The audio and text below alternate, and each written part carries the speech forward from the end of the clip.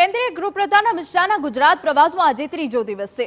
મહેસાણા જિલ્લામાં વિવિધ કાર્યક્રમોમાં દિવસ દરમિયાન ઉપસ્થિત રહેશે।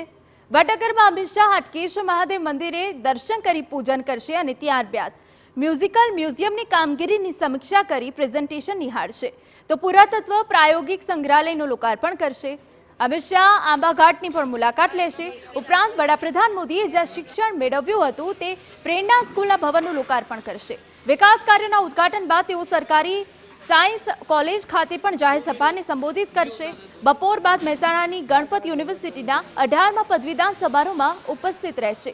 સાંજે અમદાવાદ એરપોર્ટ પર ફાસ્ટ ટ્રેક ઇમિટેશન પ્રોગ્રામના કાર્યક્રમમાં હાજરી આપશે।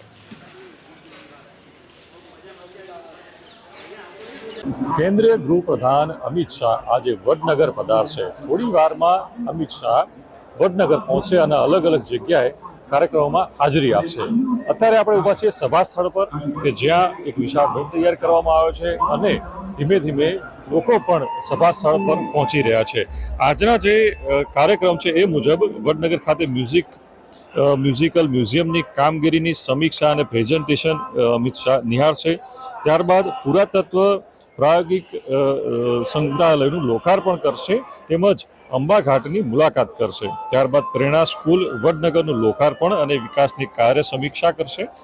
ત્યારબાદ રમતગમત સંકુલનું ઉદ્ઘાટન કરશે અને ત્યારબાદ ગવર્મેન્ટ સાયન્સ કોલેજ ખાતે જાહેર સભાનું આયોજન કરાયું છે ત્યાં જાહેર સભા સંબોધશે। તો બાદમાં નાગરોના જે દેવ છે તે હાટકેશ્વર મહાદેવ મંદિર ખાતે દર્શન અને પૂજા કરશે અને ત્યારબાદ ખેરવા સ્થિત ગણપત યુનિવર્સિટીના 18મા પદવીદાન સમારોહમાં હાજરી આપી અને ત્યાંથી અમદાવાદ આંતરરાષ્ટ્રીય હવાઈ મથક ખાતે જવા રવાના થશે। આમ વડનગર ખાતે અલગ અલગ કાર્યક્રમોમાં આજે અમિત શાહ હાજરી આપશે। મહેસાણાથી મનીષ મિસ્ત્રી, TV9।